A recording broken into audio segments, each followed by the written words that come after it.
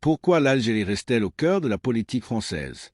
Dans un climat de tension persistante, l'Assemblée nationale française vient d'adopter une proposition de résolution visant à dénoncer l'accord de 1968 entre la France et l'Algérie.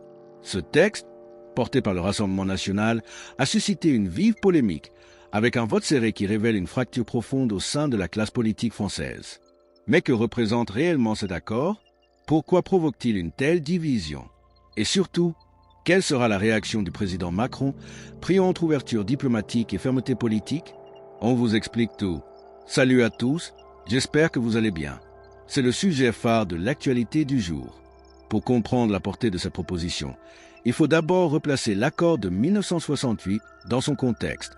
Signé quelques années après l'indépendance de l'Algérie, ce traité régit les conditions de circulation, de séjour et d'emploi des ressortissants algériens en France. Il a joué un rôle déterminant dans l'installation de milliers de familles algériennes sur le territoire français. Aujourd'hui, cet accord se retrouve au centre des débats politiques. Et ce n'est pas un hasard, il cristallise les tensions autour de la question migratoire et des relations bilatérales. Les critiques sont nombreuses, notamment du côté de la droite et de l'extrême droite, qui estiment que la France n'y trouve plus son avantage. Historiquement, les relations entre Paris et Alger ont toujours été instrumentalisées à des fins de politique intérieure, surtout à l'approche des élections. Le Rassemblement national, en ciblant cet accord, cherche à relancer le débat sur l'immigration et à remettre en cause une relation jugée déséquilibrée. Pour le RN, il s'agit d'un levier pour dénoncer une politique migratoire qu'il considère comme trop favorable aux ressortissants algériens. Même si cette résolution n'a pas de valeur contraignante, elle marque un tournant symbolique. Pour la première fois de son histoire, le Rassemblement national est parvenu à faire adopter un texte à l'Assemblée nationale. Une victoire politique majeure pour Marine Le Pen, qui voit dans ce vote la confirmation de son influence croissante. À une voix près, 185 pour, 184 contre, la résolution a été adoptée, révélant la division des parlementaires. Certains républicains et membres d'Horizon ont soutenu le texte, tandis que d'autres, y compris au sein de la majorité présidentielle, s'y sont opposés. Cette fracture illustre à quel point la question algérienne polarise la société française. Dans un communiqué, Marine Le Pen a qualifié cette journée d'historique, soulignant le caractère symbolique de ce vote pour le RN.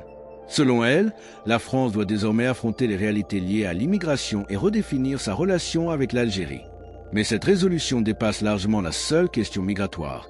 Elle remet en cause la vision française de la coopération avec Alger. Et du côté du gouvernement, les positions divergent. Le ministre de l'Intérieur, Laurent Nunez, et le ministre des Affaires étrangères, Jean-Noël Barrot, défendent le maintien de l'accord, estimant qu'il demeure un cadre stable et pragmatique pour les relations bilatérales. Pour eux, une dénonciation pure et simple fragiliserait les échanges diplomatiques et sécuritaires entre les deux pays. Laurent Nunez a d'ailleurs précisé que la révocation de l'accord n'était pas à l'ordre du jour, rappelant qu'il fonctionne et reste un outil essentiel dans la gestion des flux migratoires. Jean-Noël Barrot a tenu un discours similaire devant la Commission des Affaires étrangères, affirmant que cet accord constitue une base nécessaire à une coopération équilibrée, notamment sur les dossiers de sécurité et d'immigration. Cependant, certains membres de la majorité présidentielle jugent l'accord obsolète. Un rapport parlementaire récent, rédigé par des députés macronistes, estime même que cet accord coûterait près de 2 milliards d'euros par an à la France, un argument qui alimente la controverse dans un contexte économique tendu. Dans la foulée du vote, le Premier ministre Sébastien Lecornu a déclaré souhaiter une renégociation de l'accord de 1968, le jugeant appartenant à une autre époque. Une position qui tranche avec celle de ses ministres et traduit la complexité du débat. Lecornu a toutefois rappelé que la politique étrangère relève du président de la République et non de l'Assemblée nationale. Emmanuel Macron, garant des traités internationaux, détient donc la décision finale.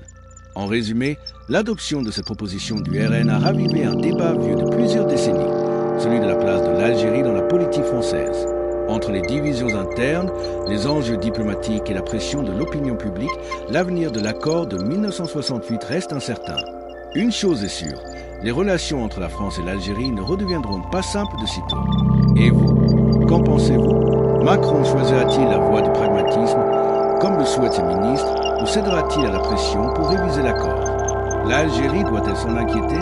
Dites-le moi en commentaire. Avant de passer à l'actualité en bref, n'oubliez pas de liker, partager et vous abonner pour ne rien manquer de nos prochains décryptages.